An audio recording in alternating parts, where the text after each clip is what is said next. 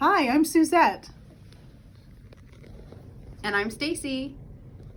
And we are Home Infusion Infusion Nurses. We're here to help you learn how to flush your IV line. We're going to be using either the SAS or the SASH method today. You will be told which method you will be using. You'll also get a handout in your packet. And written instructions, which I will be reading to Suzette today. So the first thing you're going to do, Suzette, is take your saline syringe out of the outer packaging. Tap the saline syringe firmly against your hand to move any air bubbles to the top, and then loosen the cap, just till you hear a click.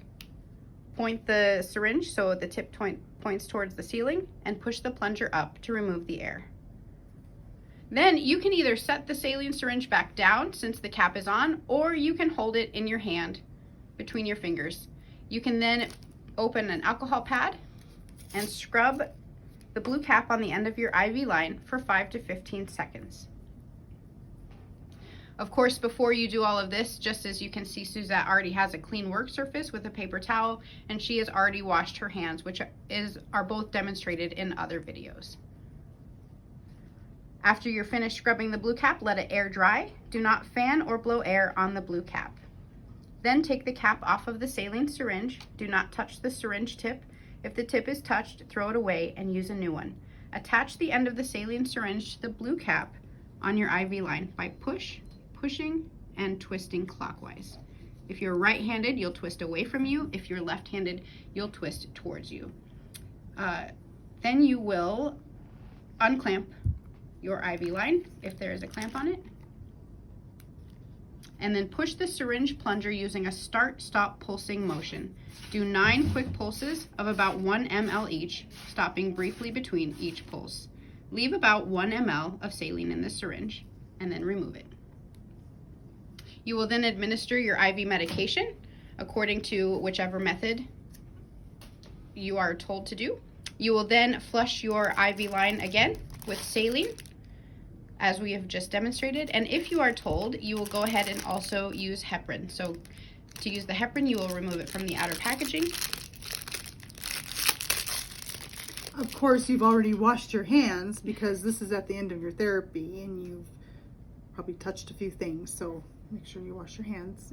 Right, if it's like gravity or elastomeric device that takes a while to infuse. So you'll tap that against your hand just like Suzette did, remove the cap, and then for the heparin syringe, you're actually going to pull back on the plunger to loosen the seal, and then push up to remove the air out of the heparin syringe. You'll then grab an alcohol wipe and scrub the end of your IV line. You'll scrub the blue cap for 5 to 15 seconds, making sure that all of the blue cap is covered by the alcohol wipe and not touching your hands. The tip and threads. Let that air dry for just a few seconds, and then connect your heparin syringe to the blue cap, pushing and twisting clockwise. With the heparin syringe, you will just push the plunger slowly, leaving about 1/2 ml.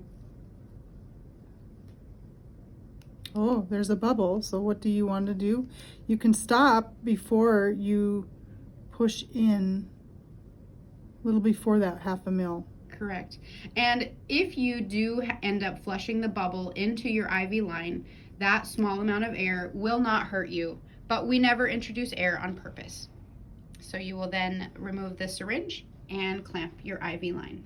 All supplies can be thrown in the household trash. If you have 2 lines, as are shown here, when you administer your IV medication, you will also prepare a saline syringe and flush your line with saline and with heparin if you are told to use heparin. And the last step, you want to be sure to close the line by closing your clamp. That's great. Thanks, Suzette. Thank you.